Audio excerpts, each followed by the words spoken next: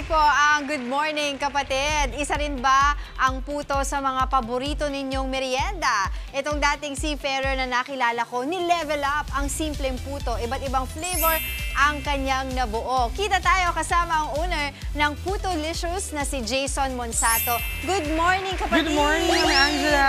Yes! Good vibes tayo this morning. And talagang natatakam na ako dito na amoy ko na napakaraming iba't ibang flavors na puto. Pero bago natin tikman, kwentuhan mo muna kami. Diba? Bakit ba puto yung naging main product mo dito sa inyong negosyo? Actually, yung puto po, it's the recipe of my mom. So, simula nung bata kami sa panganay, nagsimula na talaga yung nanay ko sa pagpuputo. So, we came from Malungon, Sarangani Province, and then doon po kami nagsimula magpuputo. So, my mom start from bigas, and then we attend from one gathering, and then sinubukan niya mag-start itong puto assorted bite-size namin. And then, along the way, so yung buhay namin sa probinsya medyo hindi kagandahan. So, nag-try yung parents ko makipagsapalaran sa Manila. And then, nagsimula kami sa 1 kilo hanggang hindi namin inasahan na dumami ng dumami hanggang naging sako-sako na yung mga orders ng mga tao doon sa amin sa Paco, Manila. Oh. So dahil sa pagpuputo po, kaya po kami nakaluwas ng Manila or nakapunta ng Manila. 7 po kayong magkakapatid, kaya dahil po sa puto talaga, malaking bagay po talaga para sa amin. Ang laki nang naitulong ng Malaki puto po sa talaga buhay po. ninyo. Life-changing po talaga po na siya. bago Opo. ang inyong buhay Yes, dahil exactly sa po. puto.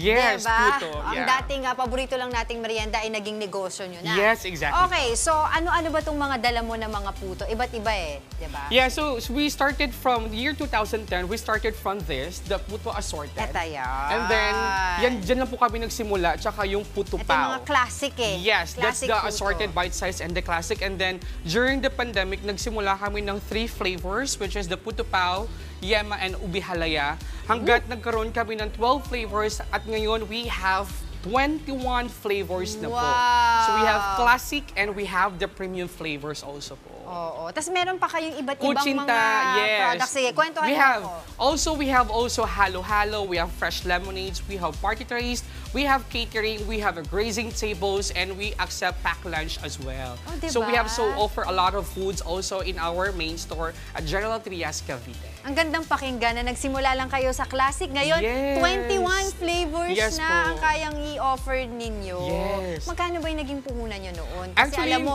tinatanong ko to dahil yung mga kapatid natin, pag nanonood Yeah. sila, gusto nilang ma-inspire at magkano ba yung dapat nilang i-save para sila makapag-start ng negosyo? Actually, malaki talagang kikitain mo dito sa pagpuputo. Kasi yung puto talaga namin, nag-start lang kami sa 500 pesos. Oh, Kasi diba? we start for 1 kilo, magkano lang naman yung flour, magkano lang naman yung sugar, yung cheese, magkano, hindi naman naaabutin siguro ng more than 500. Pero simula kami sa 1 kilo. Pero dahil sa 1 kilo na yan, kaya po siya lumago dahil naglalako-lako pa ako noon.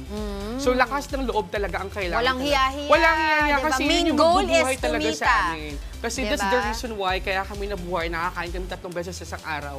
Nabubuhay kami ng pamilya namin dahil sa pagpuputo. Kaya hindi ko kailangan mahiya, kailangan ko lakas talaga ng loob para magbenta nito. Kaya yung habang naglalako ako, I'm just having fun. Nag-enjoy diba? ako kasi nga, 7 kayo magkakapatid. Dahil sa nanay ko, nabuhay kami dahil sa pagpuputo. Sipag lang talaga, Yes, tsaka pagmamahal exactly. sa ginagawa mo. Exactly, no? yeah. Pero ang tanong dito, magkano ba? Kunyari, itong tray na ito, magkano to?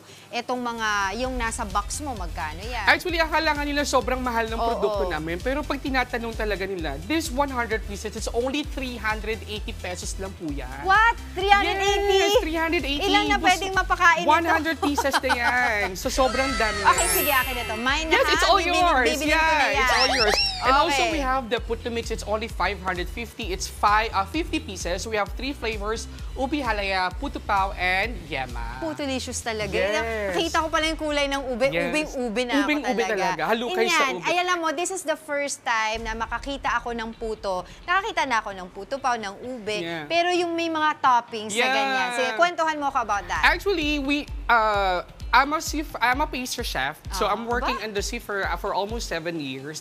So actually, every time I flew to other countries, so I make me inspiration talaga na every time pupunta ako sa ibang country, may nakikita ako mga desserts, may nakikita ako mga donuts, and then I was thinking, ano kaya ang magiging magandang produkto na pwede kong inegosyo para hindi na ako magbabarko. Oh. So yun yung pong iniisip ko every time na lumilipad po Diba? ako. Merong, may taste ng ibang bansa, pero Pinoy pa rin. Yes, exactly. Because I'm so proud talaga na I want na makilala sa buong mundo na yung puto, hindi lang siya puto. Hindi siya ordinaryong puto.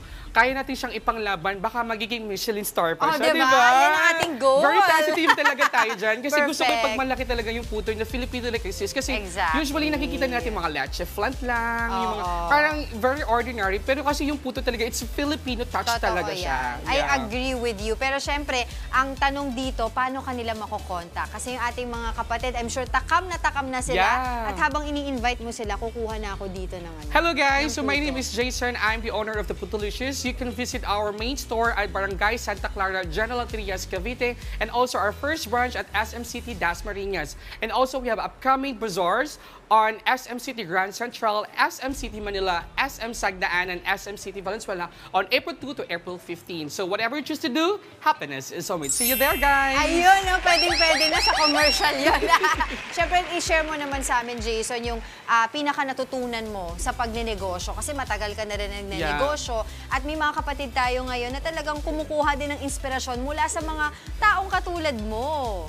Ang dami ko natutunan dito, maraming ups and downs talaga. Ang pinaka-importante natin gagawin is make sure that you love what you're doing, you love your passions, you are passionate in terms of your business. Kailangan mahal mo ang ginagawa mo kasi yun yung pinaka-importante sa lahat. At wag kang susuko.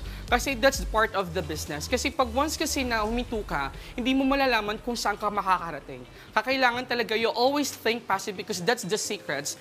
Marami kaming pinagdaanan ng family namin, pero iba kasi pa talaga pag family talaga eh. The more you prior family, the more blessings to comes in your life talaga. Kaya Totoo naging yan. successful yung Putolicious namin kasi nga, we stick together with all my kapatid.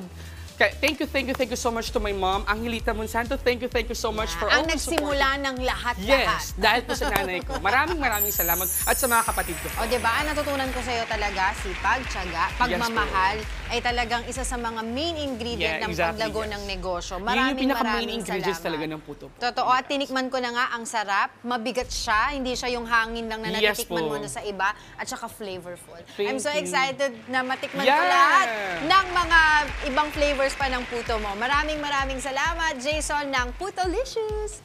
Thank you! Mga kapatid, Dimples Romana po, kumpletuhin ang inyong umaga ng mga kwentong puno ng inspirasyon. Salubungin po ang bawat araw ng may ngiti at pag-asa. Kaya't mag-subscribe na po at mag-follow na sa aming social media pages ng News 5.